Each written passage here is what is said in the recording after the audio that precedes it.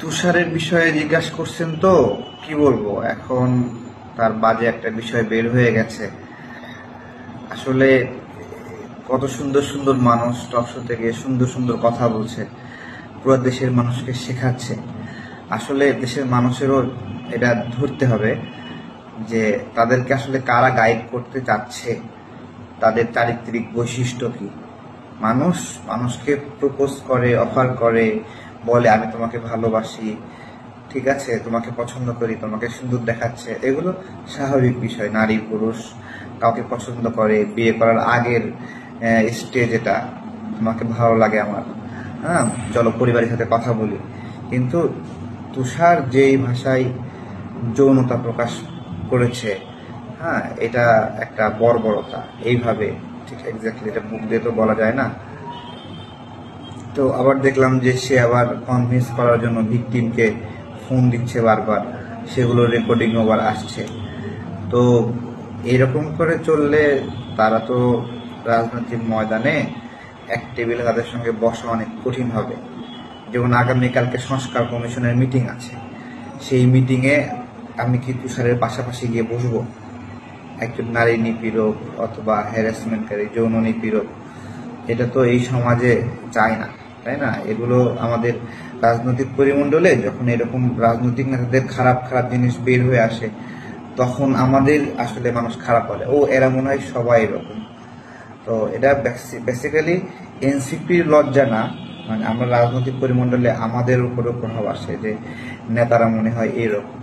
তো এগুলো নিয়ে আসলে উল্লাস হওয়ার কিছু নাই। আমরা যারা রাজনৈতিক প্রতিপক্ষ, অসম্মানটা আমাদের গায়েও লাগছে। আবার দেখবেন একটা টক শোতে গেছে, সে গেছে, আমি গেছি, বা গেছে, যারা যাবে তারা একসাথে যখন পাশাপাশি বসবে, ওটা তো একটা বাজে একটা ফ্রেম হবে। তখন ও এই ছেলেটাই, এই ছেলেটাই এই সুন্দর সুন্দর কথা মানুষকে শোনায়, তাই না? তো এই যে সুন্দর কথার আড়ালে মানুষের যে কুৎসিত চেহারা, এগুলো আসলে আমাদেরকে বিব্রত করছে খুবই। যে সব সুন্দর কথা হলেই সুন্দরটা গ্রহণ করতে হবে এরকম না। তারা রাজনৈতিক পরিমণ্ডলে সবার চরিত্র হননের জন্য ব্যস্ত, সবার চরিত্র খারাপ। এখন তাদের চরিত্রটা কতটা সুন্দর এটা তো আস্তে আস্তে সব প্রকাশ পাচ্ছে। এনসিপির আপনার হলো মেজরিটি এরকমই কাছাকাছি, অনেকগুলো প্রকাশ পেল তো গত কয়েকদিনে। হ্যাঁ, বিভিন্ন জেলায় জেলায় এরকম অপকর্ম প্রকাশ পাইলো, তাদের নারী নেত্রীগুলো, তাদের পুরুষ নেতৃত্ব, সবকিছু মিলিয়ে এটা একটা অ্যাকসেপ্টেবল না, এরকম একটা বাজে অবস্থা। তো এই মুখ নিয়ে তারপর আবার সমকামী কত কিছু, ধর্মবিদ্বেষী আচরণ, আদিবাসী বিষয় ইস্যুতে তাদের কার্যক্রম, এগুলো মিলে আসলে বাংলাদেশের রাজনৈতিক পরিমণ্ডলে যে ধরনের ক্যারেক্টার মানুষ দেখে দেখে অভ্যস্ত, এনসিপিরা ভিন্ন ক্যারেক্টার দেখিয়েছে।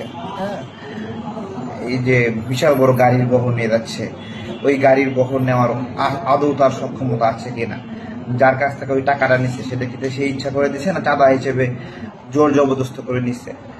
তো এগুলোতে সামগ্রিকভাবে একটা উদীয়মান রাইজিং যে মানুষ, যে নতুনদের উপর বিশ্বাস করবে, আমি একজন নতুন, তারাও একটা নতুন, আরো অনেক নতুন আছে। তো এরকম নতুনদের মধ্যে চারিত্রিক স্খলন যদি হয়, নৈতিক স্খলন যদি হয়, তাই কথা বলবে মানুষ, আমি বলবো যুক্তি পাল্টা যুক্তি হবে, পক্ষে বিপক্ষে হবে, বিভিন্ন লড়াই হবে।